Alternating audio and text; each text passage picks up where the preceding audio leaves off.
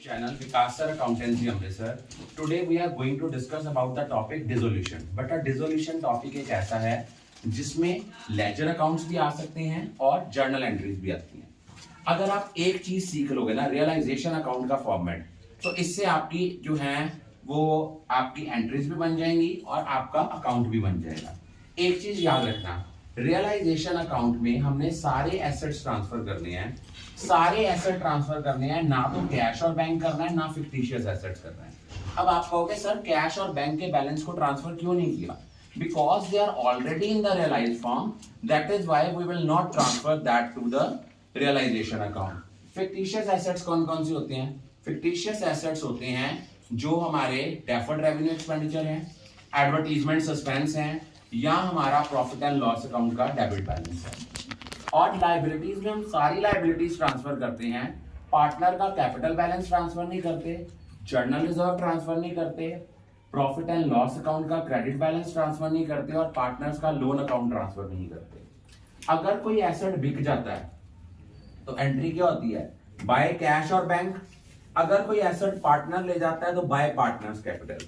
एक चीज याद रखना, जो आपके टेंजिबल फिक्स एसेट्स हैं, अगर इनकी रियलाइजेबल वैल्यू गिवन नहीं है, if realizable value is not given, then book value is assumed as realized value. तो जो आपके बुक वैल्यू दी हुई है बैलेंस शीट में, हमने वो मान लेना है उतने पे ही एसेट बिक गया है. अगर मान लो लायबिलिटीज और इनटेंजिबल एसेट्स के बारे में अगर कुछ नहीं कहा गया, तो उसको हमने क्या लेना है, उसकी रियलाइजेबल वैल्यू को हमने कंसिडर नहीं करना. वो तभी कंसिडर करना है अगर उसकी रियलाइजेबल वैल्यू जो है वो गिवन है. अदरवाइज जो टेंजिबल फिक्स एसेट्स हैं, जो टेंजिबल एसेट्स हैं, जितने भी आपके टेंजिबल एसेट्स हैं, चाहे वो फिक्स्ड हैं या करंट हैं, जो भी हैं, और उनकी रियलाइजेबल वैल्यू अगर गिवन नहीं है तो बुक वैल्यू ही अज्यूम कर लेनी है, ये उनकी रियलाइज्ड वैल्यू है. और लायबिलिटीज की पेमेंट करनी है टू कैश और बैंक.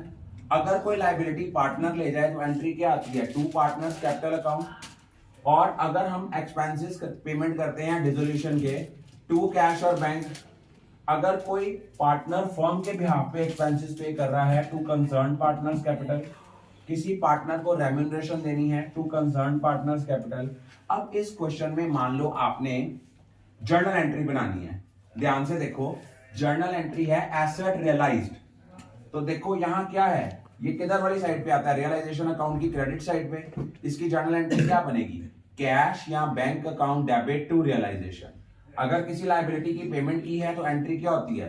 वो इधर आना है, realization account debit to cash. जो आइटम्स रियलाइजेशन अकाउंट की डेबिट साइड पे आती हैं, जब उनकी जर्नल एंट्री पास करनी है, एंट्री क्या करना है? Realization account debit to concerned item. और जो आइटम क्रेडिट साइड पे आती हैं, अगर उनकी आपने जर्नल एंट्री करनी है तो concerned item debit to realization. जो आइटम रियलाइजेशन में डेबिट में आती हैं, उनकी जर्नल एंट्री में रियलाइजेशन डेबिट होगा. जो एंट्रीज रियलाइजेशन के क्रेडिट साइड पे आती हैं, उन जर्नल एंट्रीज में रियलाइजेशन अकाउंट क्रेडिट होगा. I think all of you are clear about it.